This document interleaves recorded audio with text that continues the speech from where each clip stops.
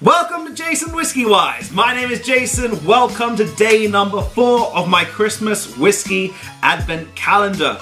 So today we're going to open day number 4 and I'm trying to get through a lot of these. Now if you guys have missed day number 1, day number 2 and day number 3, I will leave them at the end of the video over there, and there.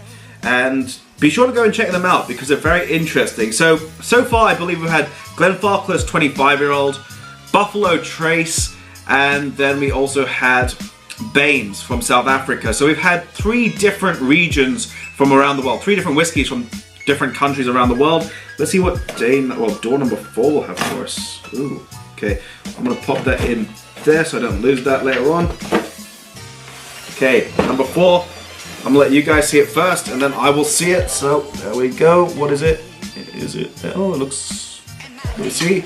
It is That Boutique Whiskey Company Irish Single Malt Number 1 Batch 2, 13-year-old.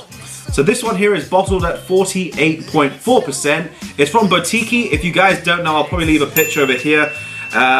Boutique is a fantastic independent bottler. They produce all 50 ml, I'd say 50 ml, yeah. It's a 50 cl. 500 ml bottles. 50 cl bottles basically, and each one has a very interesting design, which is like a cartoon little snapshot, which is an industry joke or a little industry insight to a little bit of the distillery. So this one over here, as you'll probably see over there, I think it should have a horse, because I remember trying number 1, batch number 1, and that was just phenomenal, and I've got that still at home, so I'm going to be doing the review on that one fairly soon as well in the new year. But let's cover this one. This is number 4, and this is something very interesting about this Advent calendar. It's producing some really superb whiskies, and I think the calendar is only £145, so 149. So really good to give you a variety of different things to try. So I'm gonna pour ourselves a little bit and get into nosing this whiskey. Now I believe batch 2, if my memory serves me well, because I was reading all the stuff about Boutique, the actual ambassador, who known as Dave. Super guy, and if you guys don't, I'll leave his link over here, so go and give him a follow on Twitter, and at the same time also on Twitter, go and follow me. But Dave's absolutely super, and he's sort of helped me out with getting all the different cards. So every time you buy a bottle, they come with a card, or if you're at a festival, I believe they come with the cards there. So I believe this batch number 2 is 2,200 bottles, and once it's gone, it's gone. So they do single cask strength stuff. So let's get into the nosing of this. Now this is all natural colour, because Boutique keep everything natural colour, non-chill filtered, and very limited. So once it runs out of Master of Malt, I believe that's where they're selling it, a few shops in London. Once it sells out, it's gone. So on the nose of this one, it's different from batch 1. I have to be completely honest. Batch 1 was really just, for me, it was just out the park. This one's much more grassier, much more greener. Like you're walking through a green field. Accompanied with sort of a green pear, but like not ripe, but this is a slightly raw green pear. There's apricot notes are behind it, and again, this is like sort of like a, I'd say a sort of completely ripe apricot, but not gone off. Again, green apples, lots of green fruits in this one on the nose.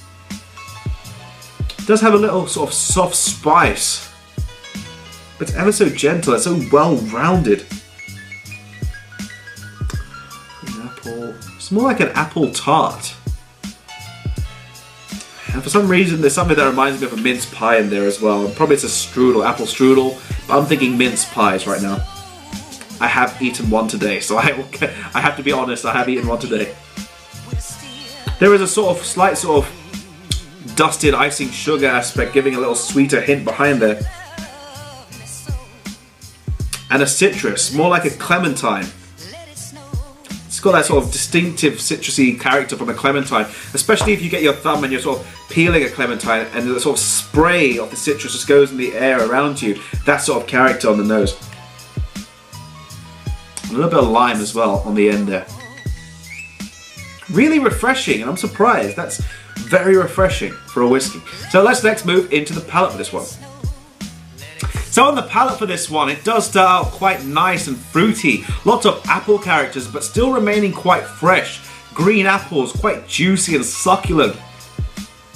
There is a little citrus character, but getting back to that sort of stone fruity character, which still just keeps making itself very well known. Ripe apricots, a little peachy character, but like peach of the peach skin, quite velvety. The texture is quite viscous, quite richer as it develops furthermore. Like a medium full texture, I have to say, on the palate. Very nice, very chewy. I normally don't get that a lot with Irish whiskies.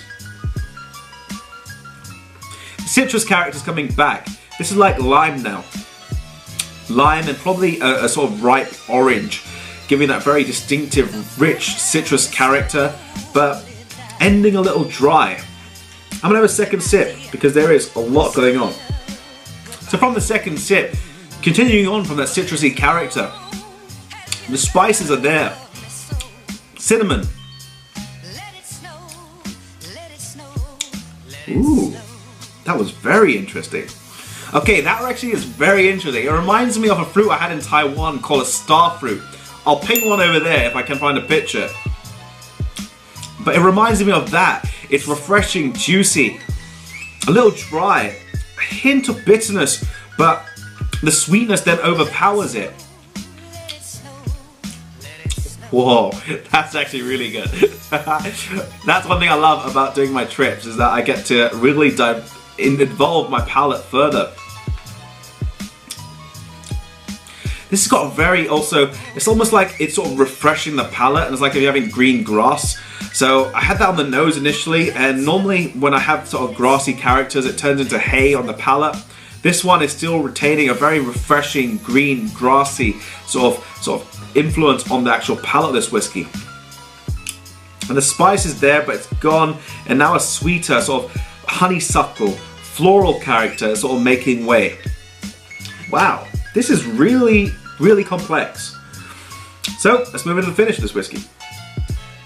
So the finish of this whiskey does have more along the lines of apricots, a little spicy aspect, which is a faint spice. I'd say more cinnamon, maybe a little faint white peppery aspect. And that star fruit again, coming back into it, really making itself distinctively sort of known as that juicy, slight soft bitterness, but then the sweetness coming over the top, followed by a sort of a dry finish that leaves in a sort of medium, I'd say medium long finish, which is very interesting from an Irish whiskey getting a fruit all the way from Asia. I like that a lot. Very interesting, the Irish whiskey, especially from Batiki. That is a stellar drop. So I believe that's going to wrap up day number 4. So that means 4 days, 4 different countries, 4 different whiskeys. That is really cool. So I think go check that one out if you can. If you don't already have that, I believe, hopefully they still sell it on Master of Malt batch 2. I think it's around about £70 or maybe less. It could be 50, so I could be absolutely saying the wrong information. But go check it out online. And I'm going to leave it at that. So let me know what your thoughts are if you've tried any of the Batiki stuff. What's your favorite Batiki whiskey? Leave your comments down below. I want to know, because as you guys know, I read through everything, so I would like to be interested in what you write. Now on that note, if you haven't already subscribed, click the subscribe button over here. Be also sure to check out the last 3 videos, which will be the Glenfarclas 25, Buffalo Trace, and over here might be, I might leave the next video over there, so it might be actually 2, 3, and number 5, day 5 over here. So on that note, if you have enjoyed the video, drop it a like, hit the subscribe button. On that note, this has been Jason WhiskyWise. I wish you guys a Merry Christmas, Salangela, and I'll catch you all for the next video.